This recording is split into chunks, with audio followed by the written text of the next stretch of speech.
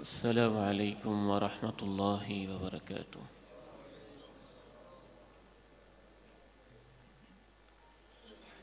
الحمد لله نحمده ونستعينه ونستغفره ونعوذ بالله من شرور أنفسنا ومن سيئات أعمالنا. نعوذ بالله من شرور أنفسنا ومن سيئات أعمالنا. أشهد أن لا إله إلا الله وحده لا شريك له، وأشهد أن محمدًا عبده ورسوله صلى الله عليه وعلى آله وصحبه وسلم. يا أيها الذين آمنوا اتقوا الله حق تقاته ولا تموتن إلا وأنتم مسلمون. يا أيها الناس اتقوا ربكم الذي خلقكم من نفس واحدة وخلق منها زوجها وبث منهما رجالا كثيرا ونساء، واتقوا الله الذي تساءلون به والأرحام إن الله كان عليكم رقيبا. يا أيها الذين آمنوا اتقوا الله وقولوا قولا سديدا يصلح لكم أعمالكم ويغفر لكم ذنوبكم، ومن يطع الله ورسوله فقد فاز فوزا عظيما. اللهم صل على محمد وعلى آل محمد كما صليت على إبراهيم وعلى آل إبراهيم إنك حميد مجيد. اللهم بارك على محمد وعلى آل محمد كما باركت على إبراهيم وعلى آل إبراهيم إنك حميد مجيد. رب اشرح لي صدري ويسر لي أمري واحلل عقدة من لساني يفقه قولي. اللهم آت نفسي تقواها وزكها فأنت خير من زكاها، أنت وليها ومولاها. اللهم طهر قلبي من النفاق وعملي من الرياء ولساني من الكذب وعيني من الخيانة، فإنك تعلم خائنة الأعين وما تخفي الصدور. أما بعد، فإن خير الحديث كتاب الله، وخير الهدي هدي محمد صلى الله عليه وسلم، وشر الأمور محدثاتها، وكل محدثة بدعة، وكل بدعة ضلالة، وكل ضلالة في النار. أعوذ بالله السميع العليم من الشيطان الرجيم من همزه ونفخه ونفثه. بسم الله الرحمن الرحيم. وإذ ابتلى إبراهيم ربه بكلمات فأتمهن قال إني جاعلك للناس إماما قال ومن ذريتي قال لا ينال عهد الظالمين. وقال عز من قائل سبحانه وتعالى لن ينال الله لحومها ولا دماؤها ولكن يناله التقوى منكم.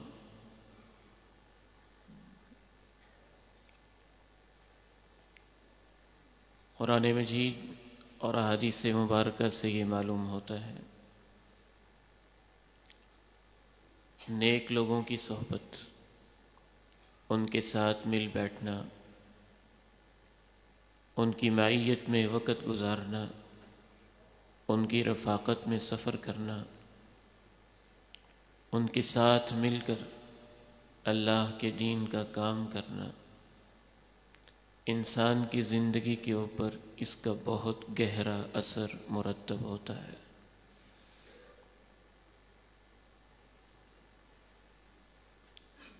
बिल्कुल ऐसे ही जैसे सूरज से किरणें बिखरती हैं और करोड़ों मील के फासले पर रहकर भी اپنی شعاؤں، ریزز اور لہروں کے ذریعے سے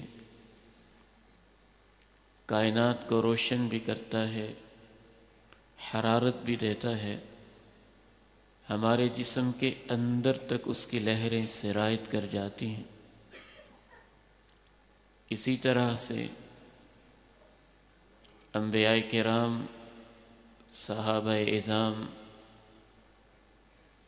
اولیاء اعظام، ان کی صحبتیں، ان کی رفاقتیں اور ان کے وجود سے کردار کی ایسی روشنی پھوٹتی ہے، نور کی روحانی طور پہ ایسی کرنیں نکلتی ہیں کہ وہ انسان پہ اثر کرتی ہیں۔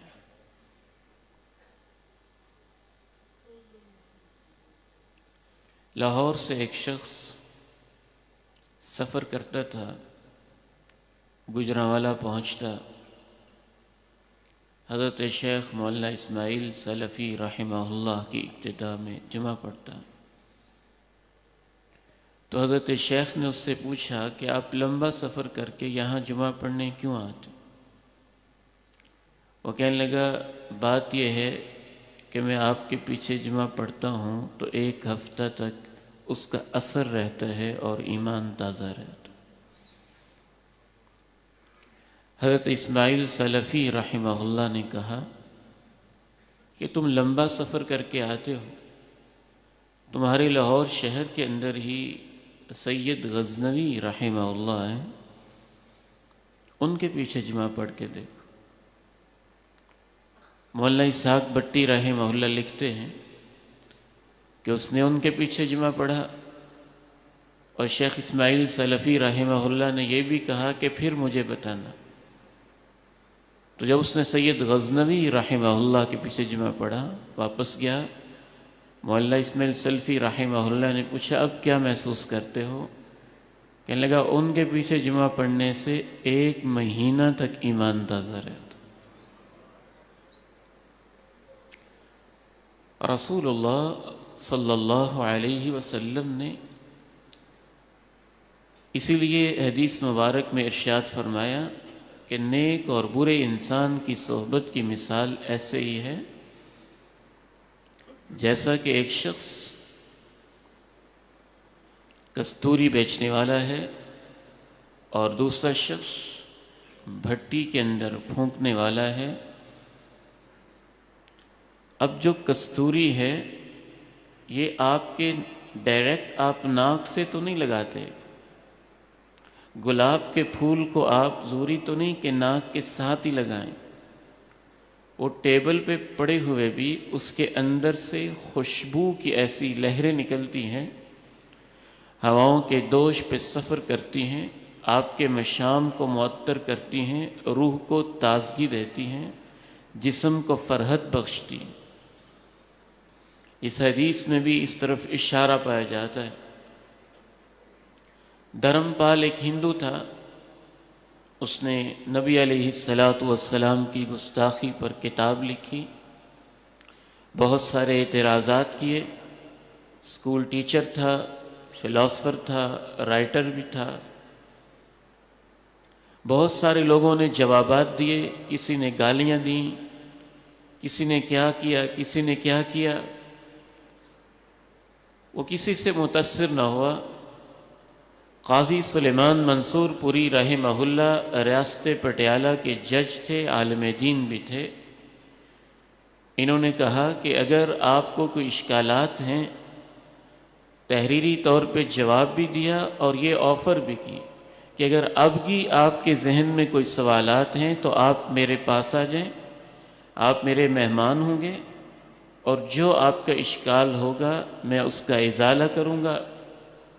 یہ دھرم پال پٹیالہ پہنچا، قاضی سلیمان منصور پوری رحمہ اللہ کے کمرے میں اس نے قیام کیا، سارے کے سارے ذہنی اشکالات ختم ہوئے، اور اپنا عجیب جو منظر لکھتا ہے اور رویداد لکھتے ہوئے کہتا ہے کہ اس سے حیرانی والی بات ان کے اخلاق تھے، اور اس سے حیرانی والی بات یہ تھی کہ جب وہ تہجد کی نماز پڑھتے تھے مجھے یوں لگتا تھا جیسے ان کے کمرے میں کوئی نور اور روشنی ہوتی ہے۔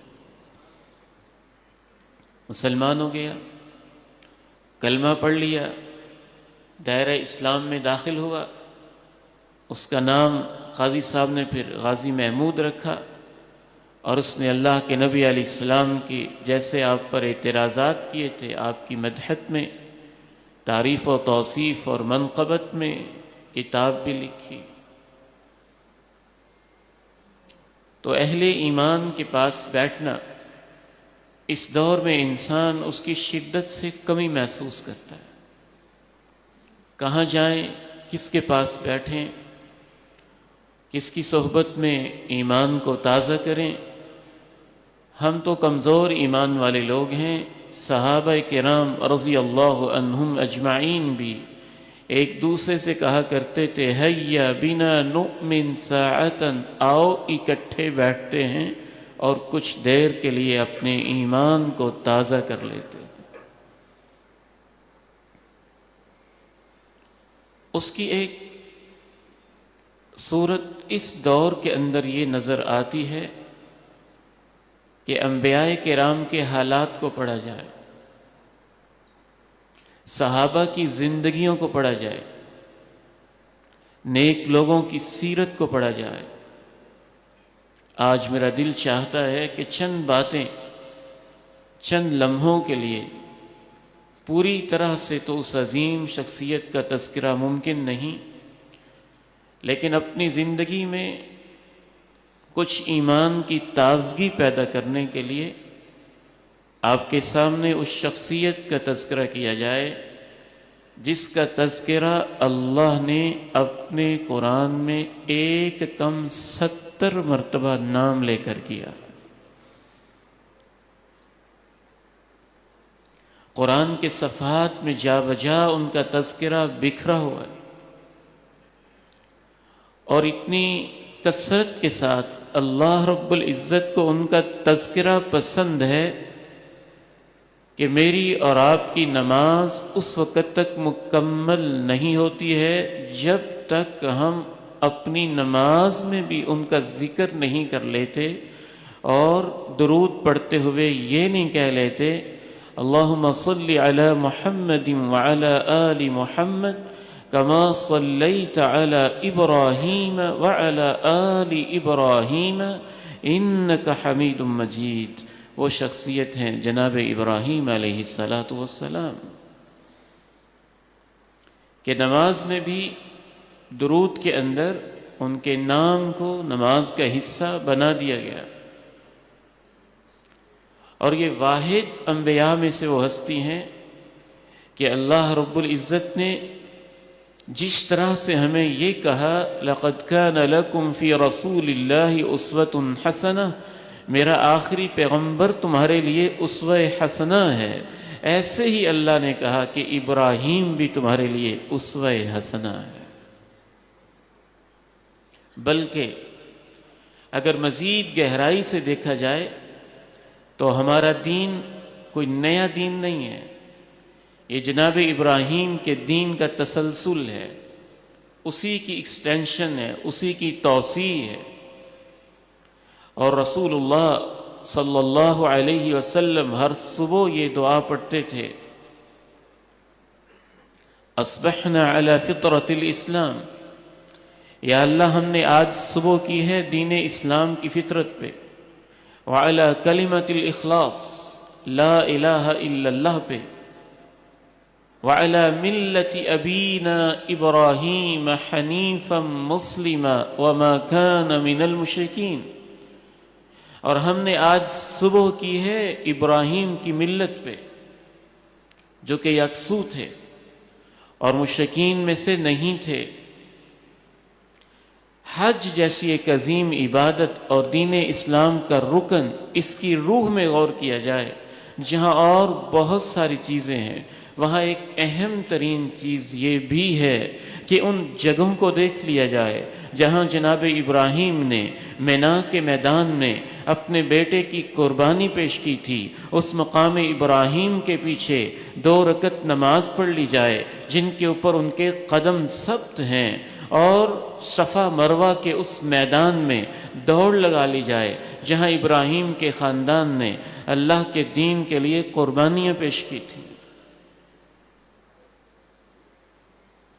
جناب ابراہیم علیہ السلام کا تذکرہ خیر آج بھی کرتے ہیں تو یوں لگتا ہے جیسے کل ہی کی بات ہے۔ ان کو گزرے ہوئے 4000 سال سے بھی زیادہ عرصہ گزر چکا۔ آج ہم 2024 میں ہیں۔ جناب عیسیٰ علیہ السلام کی پیدائش پہ 2024 سال گزر چکے، اور جناب عیسیٰ سے پہلے کی جو ہسٹری ہے یا تاریخ ہے اسے قبل مسیح کے نام سے یاد کیا جاتا ہے، اور وہ پیچھے کی طرف چلتی ہے۔ تو حضرت عیسیٰ علیہ السلام سے بھی کم و بیش مختلف تاریخی حوالوں کے مطابق، اندازے کے مطابق 2000 سال پہلے یا 2500 سال پہلے، بعض تاریخی روایات کے مطابق کوئی 3000 سال پہلے حضرت ابراہیم علیہ السلام اس دنیا میں تشریف لاتے ہیں۔ لیکن ان کا ذکر خیر، ان کا تذکرہ، ان کی زندگی سے ملنے والی ایمان کی تازگی آج بھی انسان پڑھتا ہے، اس کے ساتھ وقت گزارتا ہے تو انسان حیران و ششدر رہ جاتا ہے۔ انسانی تاریخ میں بعض حوالوں سے جو لقب اللہ تعالیٰ نے حضرت ابراہیم کو دیا ہے وہ انوکھا ہی ہے، منفرد ہے، اس کا انداز ہی اور ہے، اس کا تذکرے کا اللہ رب العزت نے اسلوب ہی قرآن مجید میں اور رکھا۔ وَإِذِ ابْتَلَىٰ إِبْرَاهِيمَ رَبُّهُ بِكَلِمَاتٍ فَأَتَمَّهُنَّ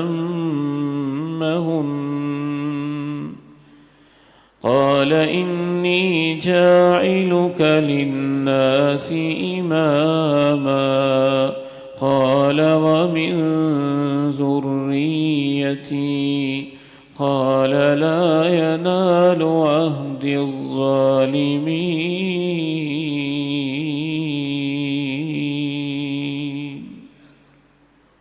یاد کیا کرو ابراہیم کو اس کے رب نے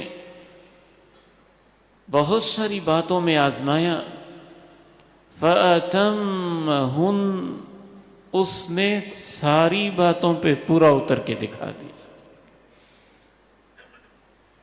ہمارے لیے تو ایک بات ہی ہے نا، جس کی آزمائش ہو رہی ہے اس کو پتہ ہے کہ وہ بات کیا ہے، کتنی بڑی ہے، امتحان کیسے کیسے ہیں، آزمائشیں کیسی کیسی ہیں۔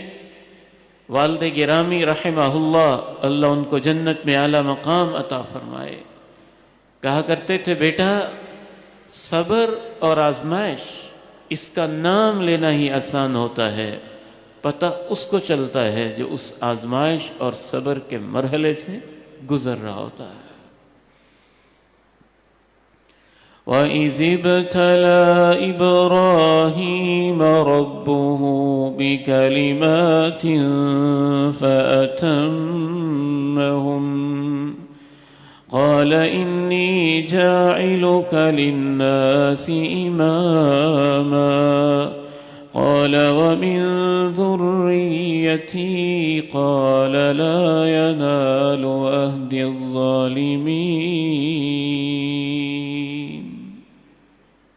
اللہ نے آزمایا بہت ساری باتوں میں اور اس نے ساری بالکل پوری کر دی۔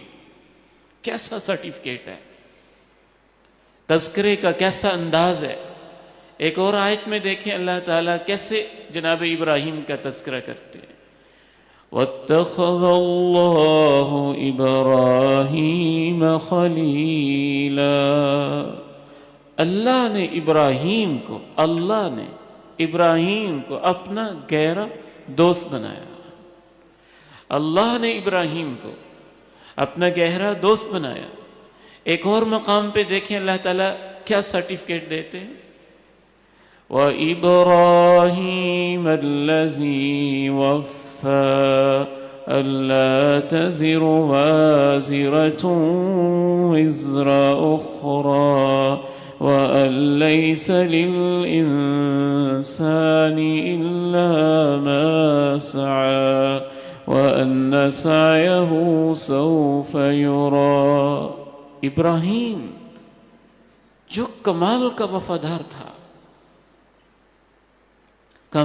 وفادار تھا، اللہ تعالیٰ تو اپنے بندے کا صرف ایک دفعہ نام لے دیں تو یہی کافی ہے، اور اللہ نے جناب ابراہیم کا ایک کم 70 مرتبہ قرآن میں نام لیا، اور اس کی ایک ایک یادگار کو امت کے لیے محفوظ کر دیا، اور دین اسلام کے ارکان میں سے حج کے رکن کا ایک حصہ بنا دیا. کبھی ان کو وفادار کہا، کبھی ان کو کہا امتحان میں پورا اترنے والا، کبھی کہا وہ اسوہ حسنہ ہے، کبھی کہا وہ میرا گہرا دوست ہے. اللہ رب العزت کی وفائیں بھی دیکھنے والی. آج کے اس خطبہ جمعۃ المبارک میں جناب ابراہیم علیہ السلام کی زندگی میں سے صرف 3 باتیں میں آپ کے سامنے رکھنا چاہوں گا جو ان کی زندگی میں خاص نظر آتی ہیں. ان میں سب سے پہلی بات یہ ہے کہ جناب ابراہیم علیہ السلام نے اللہ تعالیٰ سے آخری درجے کی محبت کی تھی. امام ابن قیم الجوزیہ رحمہ اللہ لکھتے ہیں، محبت وہ چیز ہے جس کے اوپر کائنات کا نظام کھڑا ہوا ہے. ماں بچوں کو پالتی ہے تو محبت کی وجہ سے آپ بحیثیت باپ دن رات جتن کرتے ہیں اور خون پسینے کی کمائیاں کرتے ہیں اپنی اولاد کے لیے، تو محبت کی وجہ سے بہن لوریاں دیتی ہے، تو محبت کی وجہ سے ماں قربانیاں دیتی ہے، تو محبت کی وجہ سے میاں بیوی کا ازدواجی رشتہ اگر اس کے اندر کمال آتا ہے تو محبت کی وجہ سے فرحت آتی ہے، تو محبت کی وجہ سے کائنات میں انسان جو کچھ بھی کرتا ہے اس کے پیچھے ایک بہت بنیادی وجہ انسان کا محبت کا رشتہ ہوتا ہے، اور محبت کی علامتیں ہوتی ہیں.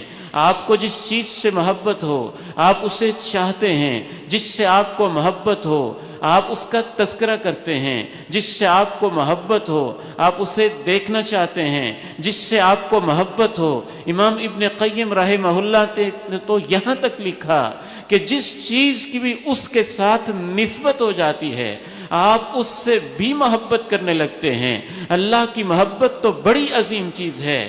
گھٹیا سی محبتیں، سطحی سی محبتیں، بڑی ہی لو پروفائل قسم کی محبتیں، وہ محبتیں جن کا نام لیتے ہوئے بھی اللہ کے گھر میں انسان کو شرم محسوس ہوتی ہے.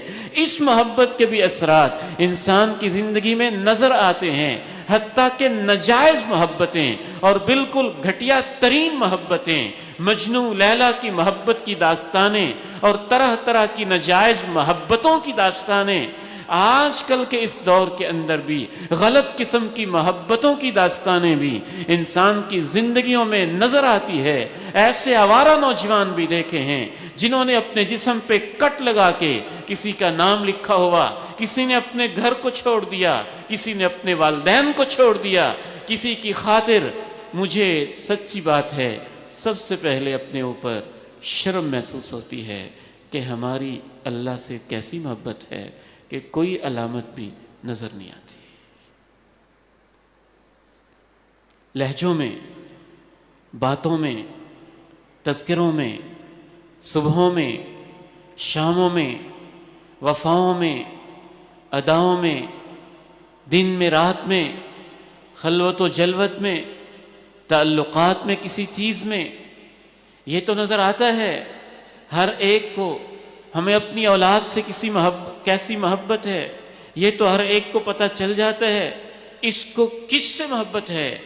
کبھی ہماری باتوں سے ہمیں یا ہمارے جاننے والوں کو یہ بھی اندازہ ہوا کہ ہمیں اللہ سے کیسی محبت ہے۔ والذین آمنوا اشد حبا للہ، والذین آمنوا اشد حبا للہ، اہل ایمان کو تو سب سے زیادہ اللہ سے محبت ہوتی ہے۔ پھر محبت کی قسمیں ہیں، ماں سے محبت اور طرح کی ہوتی ہے، باپ سے محبت اور طرح کی ہوتی ہے، بیٹی سے محبت اور نوعیت کی ہوتی ہے، بیٹے سے محبت کا انداز اور ہوتا ہے، دوستوں سے محبت کی کیفیت اور ہوتی ہے، میاں بیوی کی محبت کا انداز اور ہوتا ہے، مال و جائیداد سے محبت کا انداز اور ہوتا ہے، اور اللہ کی محبت اس کا انداز نرالا ہوتا ہے، سب سے منفرد ہوتا ہے۔ ایک ما فوق الفطرت ہستی کو سب سے اعلیٰ اور بالا سمجھ کے، سب سے عظیم سمجھ کے، سب سے زیادہ قابل قدر سمجھ کے، سب سے زیادہ وفا والا سمجھ کے، سب سے زیادہ احسان والا سمجھ کے، سب سے زیادہ انعام کرنے والا سمجھ کے، غیر معمولی قسم کی ما فوق الفطرت ہستی سمجھ کے اللہ سے محبت کرنا، یہ اس کی محبت کا ایک رخ اور ایک پہلو ہوتا ہے، اور یہ انسان کی زندگی میں جب تک نہیں آتی ہے دین کی روح اس کی زندگی میں آنا ممکن نہیں ہے۔ قل ان كان آباؤكم وأبناؤكم وإخوانكم وأزواجكم وعشيرتكم وأموال اقترفتموها وتجارة تخشون كسادها ومساكن ترضونها أحب إليكم من الله ورسوله وجهاد في سبيله فتربصوا حتى يأتي الله بأمره۔ 8 چیزیں گن کے اللہ نے کہا کہ ان سے بڑھ کے تمہیں اللہ اور اللہ کے رسول سے محبت ہونی چاہیے۔ کہہ دیجئے اگر تمہارے باپ، تمہارے بیٹے، تمہارے بھائی، تمہاری بیویاں، بیویوں کے شوہر، تمہارے خاندان اور برادری، اور تمہارے وہ مال جو تم کماتے ہو، جو تم محفوظ کر چکے ہو، جمع کر چکے ہو، وہ تجارت جس کے نقصان سے تم ڈرتے رہتے ہو، خوف محسوس کرتے ہو، تمہارے کاروبار، تمہاری رہائشیں جو تمہیں بہت پسند ہیں، اگر یہ 8 چیزیں، یہ نہیں کہا کہ اگر تمہیں ان سے محبت ہے، ان 8 چیزوں سے محبت تو انسان کی فطرت میں ہے، یہ کہا کہ اگر تمہیں ان 8 چیزوں سے اتنی محبت ہے کہ وہ اللہ اور اللہ کے رسول سے بھی آگے بڑھ گئی ہے، تو پھر انتظار کرو کہ اللہ کا عذاب کب آتا ہے۔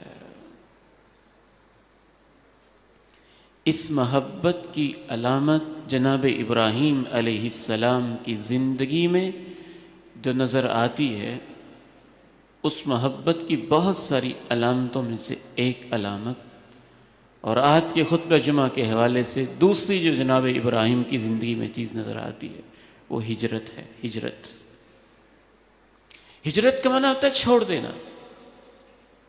ہمیشہ آپ جب بھی اپنی پریفرنسز طے کرتے ہیں، ترجیحات طے کرتے ہیں، تو آپ کو جو چیز زیادہ پیاری لگتی ہے اس کی خاطر آپ اس چیز کو چھوڑ دیتے ہیں جو اس سے کم پیاری ہوتی ہے، اس کے لیے اس کو قربان کرتے ہیں۔ ہجرت چھوڑ دینا، ہجرت یہ بھی ہے بعض دفعہ اللہ کی خاطر گھر کو چھوڑنا پڑتا ہے، ہجرت یہ بھی ہے بعض دفعہ اللہ کی خاطر اولاد کو چھوڑنا پڑتا ہے، ہجرت یہ بھی ہے بعض دفعہ اللہ کی خاطر ماں باپ کو چھوڑنا پڑتا ہے، اور صحابہ کی زندگی میں یہ ساری ہی ہجرتیں ہمیں دکھائی دیتی ہیں، ساری ہی دکھائی دیتی ہیں۔ وہ صحابی رسول ہجرت کے سفر میں ہیں، مکہ کے لوگ آ کے ان کی بیوی کو روک لیتے ہیں، بچوں کو روک لیتے ہیں، کہتے ہیں تم نے جانا ہے اکیلے جاؤ، ہماری بیٹی تمہارے ساتھ نہیں جائے گی، داماد تھے ان کے، ہماری بیٹی تمہارے ساتھ نہیں جائے گی، ہمارے بچے ہمارے پاس رہیں گے، تمہارا کاروبار ہمارے پاس رہے گا، جانا چاہتے ہو جاؤ، اکیلے جاؤ، یہ سب کچھ ادھر رہے گا۔ بس یوں نگاہ اٹھا کے ایک سوال پوچھتے ہیں، اگر سب کچھ تم رکھ لو تو مجھے مدینے میں جانے دو گے؟ کہتے ہیں جانے دیں گے، کہتے ہیں سب کچھ رکھ لو، میں پھر مدینے ہجرت کر رہا ہوں۔ اور اس دور کے اندر خصوصی طور پہ جو ہجرت ہے وہ ایک اور درجے کی ہجرت ہے جس نے قیامت تک جاری رہنا ہے۔ یہ صورتیں بھی موجود ہیں، لیکن ہجرت کی وہ شکل یہ ہے کہ آپ اللہ کی خاطر کسی بھی چیز کو چھوڑ دیں تو سمجھا جائے گا کہ آپ نے ہجرت کی ہے۔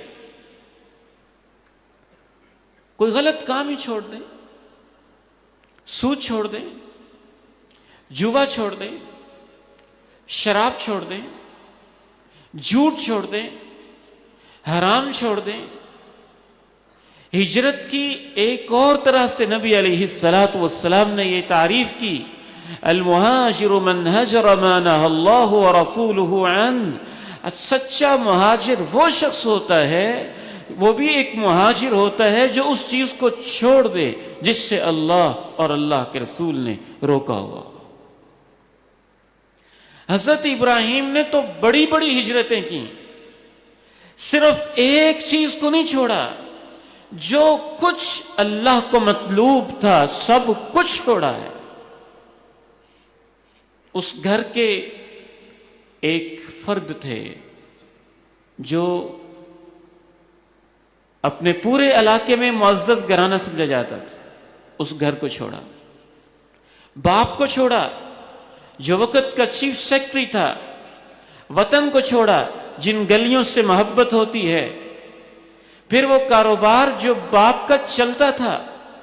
آپ اندازہ کیجئے کہ قیمتی خدا جو پتھروں سے تراشے جاتے تھے، جناب ابراہیم کے والد کی تو فیکٹری تھی جہاں وہ پتھر تراشے جاتے تھے، صنم تراشے جاتے تھے جو پورے ملک کے اندر بکتے تھے، تو وہ کتنا بڑا کاروبار ہوگا، اس کو بھی چھوڑا۔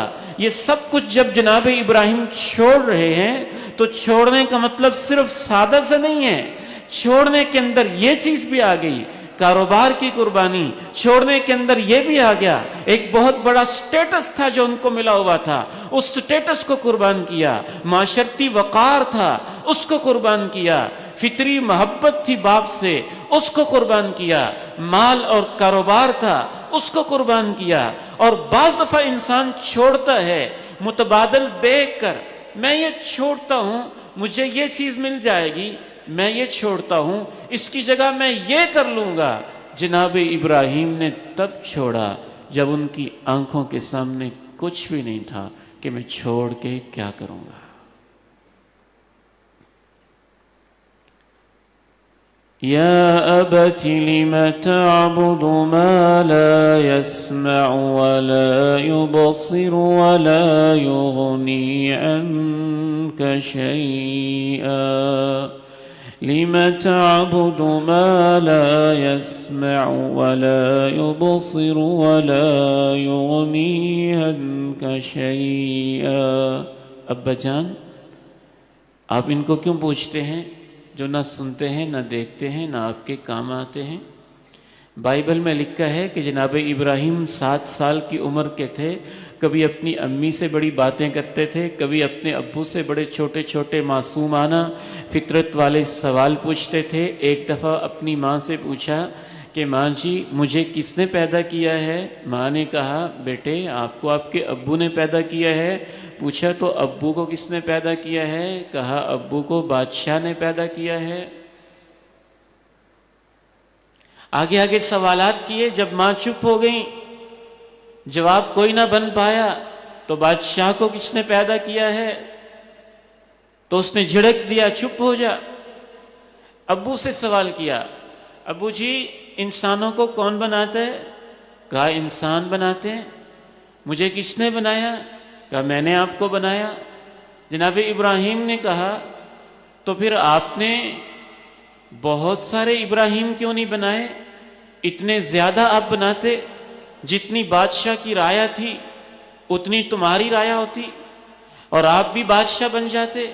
اور ابو جی مجھے یہ بات سمجھ نہیں آتی کہ ہر انسان انسان کو بناتا ہے، کیونکہ میں نے ایک دفعہ ایک بابا جی کو بوڑھے کو روتے ہوئے دیکھا تھا، وہ کہہ رہا تھا کہ اللہ تو نے مجھے اولاد کیوں نہیں دی ہے؟ اگر ہر انسان اپنی مرضی سے اپنے بیٹے بنا سکتا ہوتا تو بابا جی بنا لیتے۔ یوں معصومانہ یہ بائبل میں لکھیں 7 سال کی عمر میں یہ ان کے سوال و جواب ہوتے تھے، اس طرح سے سوال کیا کرتے تھے۔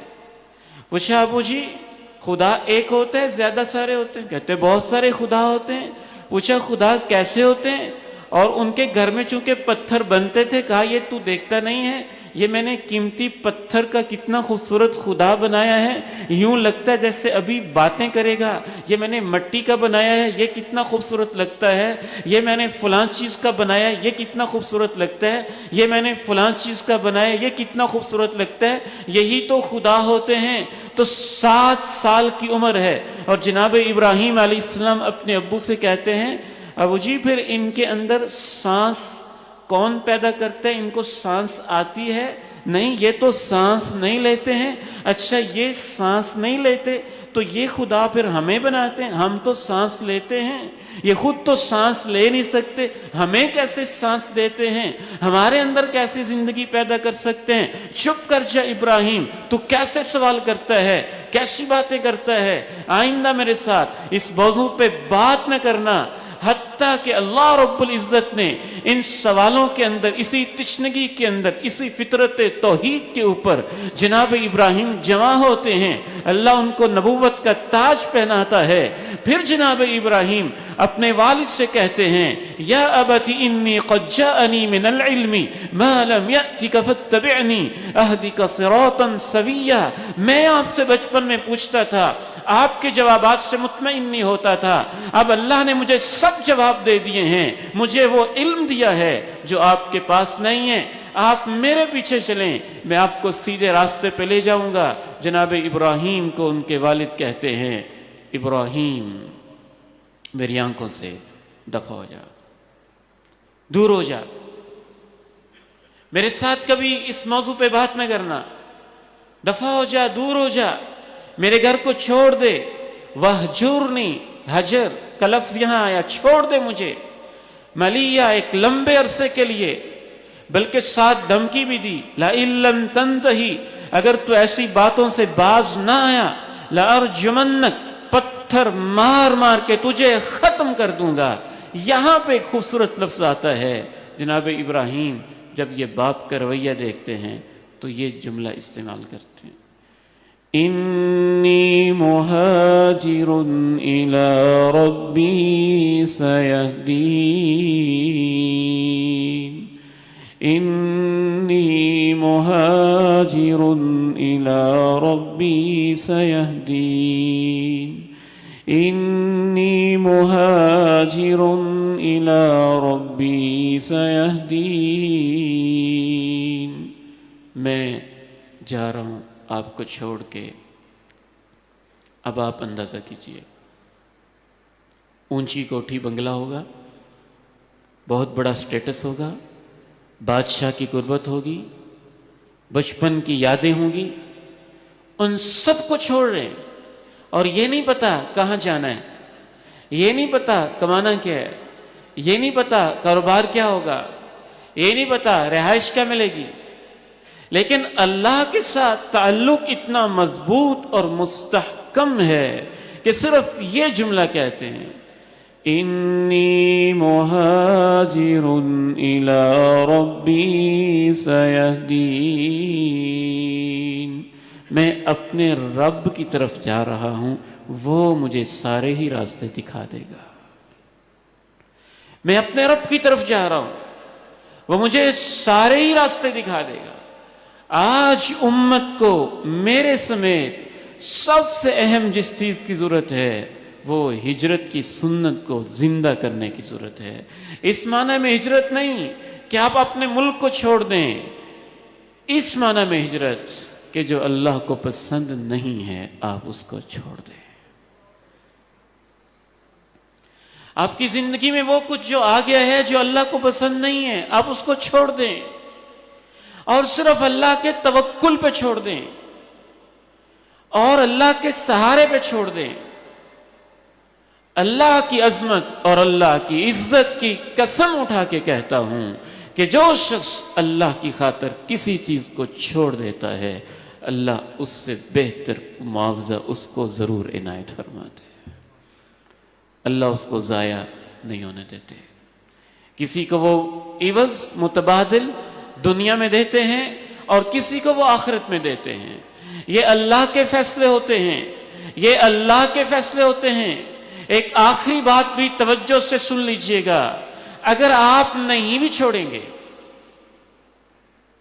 میں نہیں چھوڑتا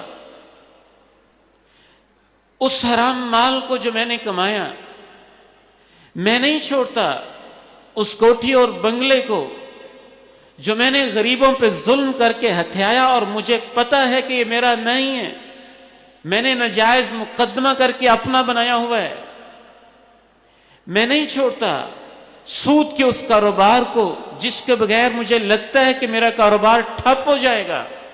چلیں آپ نہیں چھوڑنا چاہتے نہ چھوڑیں۔ کب تک نہیں چھوڑیں گے؟ آخر تو آپ چھوڑیں گے ہی نا۔ جب آنکھیں بند ہوں گی تو چھوڑیں گے ہی نا، تو پھر آپ پچھتا کے چھوڑیں گے، پھر آپ کفے افسوس مل کے چھوڑیں گے، پھر آپ ایسی حسرتوں کے ساتھ چھوڑیں گے جن کا بیان نہیں ہو سکتا ہے، جن کا ذکر نہیں ہو سکتا ہے۔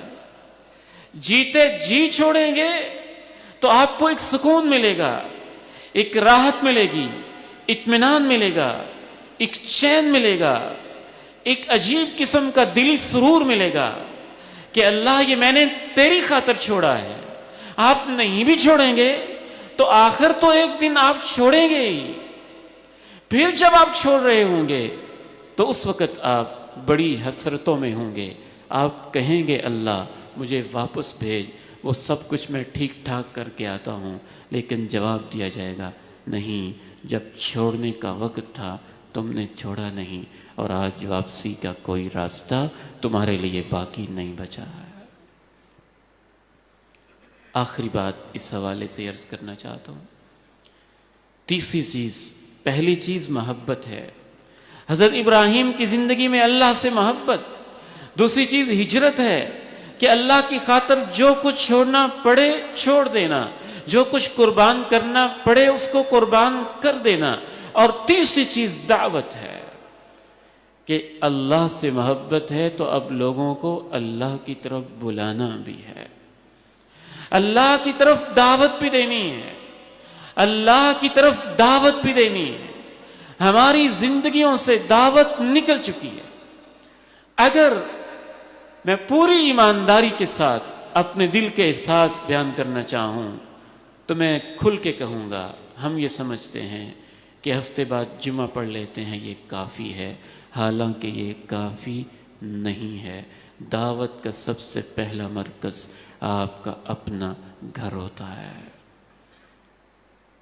آپ نے اپنے گھر میں بڑی دعوتیں ویسے تو کی ہوں گی، بڑے کھانے کھلائے ہوں گے، بڑے بڑے فنکشن کیے ہوں گے، بڑے دوستوں کو بلایا ہوگا، لیکن میرا آپ سے سوال یہ ہے، انبیاء اور صحابہ کی سنتوں کو زندہ کرتے ہوئے کیا آپ نے اپنے گھر کے اندر کبھی دین کی دعوت کا بھی چھوٹا سا کوئی پروگرام رکھا ہے؟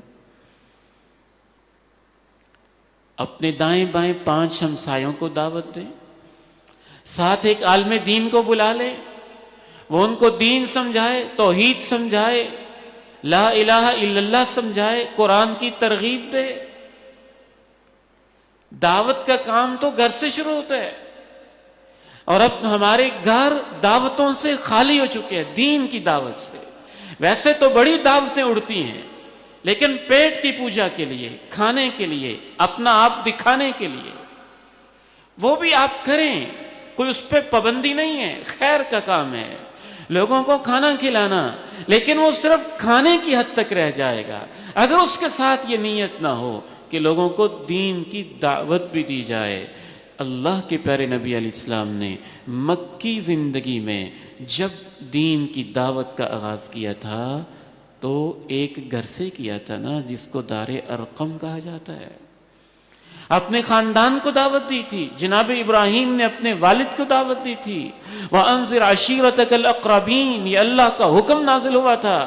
اور یاد رکھیے، اگر آپ کے گھر میں دعوت کا ماحول نہیں ہے، پھر آپ انتظار کریں اس دن کا کہ آپ تو مسجد اسحاق کی پہلی صف میں نماز پڑھتے ہیں اور آپ کی اولادیں شاید ہفتے بعد بھی مسجد کا رخ نہیں کریں گی،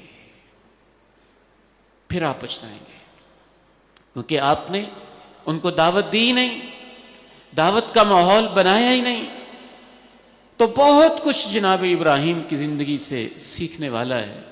اللہ تعالی ہمیں انبیاء کی زندگیوں کو پڑھنے کا موقع دے، ان کا مطالعہ کرنے کی توفیق دے، اور ان سے جو زندگی کے سبق ملتے ہیں اپنی زندگی میں ان کو نافذ کرنے کی بھی توفیق نصیب فرمائے۔ وآخر دعوانا ان الحمد للہ رب العالمین۔